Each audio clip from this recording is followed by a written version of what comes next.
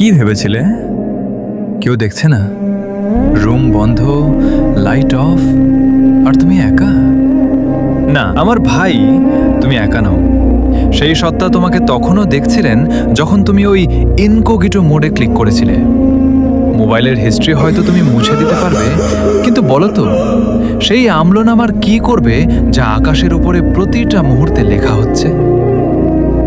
একবার সত্যি করে নিজেকে জিজ্ঞেস করো, ওই নোংরা ভিডিও দেখার পর তোমার কেমন লাগে?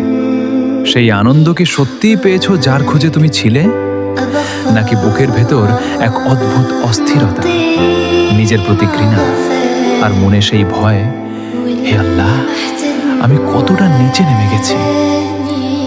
তুমি তোমার চোখের নূর বিক্রি করে দিলে মাত্র কয়েক মিনিটের মিথ্যা আনন্দের জন্য।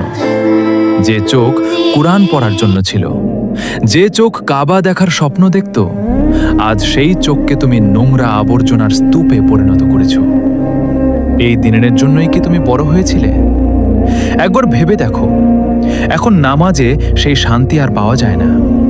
দোয়ার জন্য হাত তুললেও ভেতরে লজ্জা কাজ করে। মা বাবার চোখের দিকে তাকিয়ে কথা বলার সাহসটাও যেন কমে যাচ্ছে। কেন জানো? কারণ এটা শুধু একটা ভিডিও নয়, এটা তোমার হায়াত আর লজ্জার জানাজা। শয়তান বারবার বলে এটাই শেষবার, কিন্তু সেই শেষবার আর কখনোই আসে না। এভাবেই তুমি নিজের হাতেই নিজের আত্মাকে ধ্বংস করে দিচ্ছ।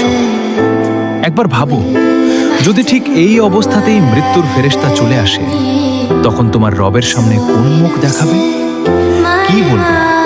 বলবে, হে আল্লাহ, আমি আপনার নাফরমানিতে মগ্ন ছিলাম। মনে রেখো, আল্লাহর পাকড়াও খুব শক্ত, কিন্তু তার রহমত তার চাইতেও অনেক বড়।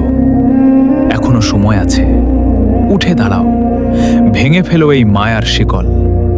তোমার ফোন থেকে সেই প্রতিটি নোংরা জিনিস মুছে ফেলো, আর একটি সত্যিকারের সিজদায় পড়ে বলো, হে আল্লাহ, আমি হেরে গেছি, আমাকে বাঁচান।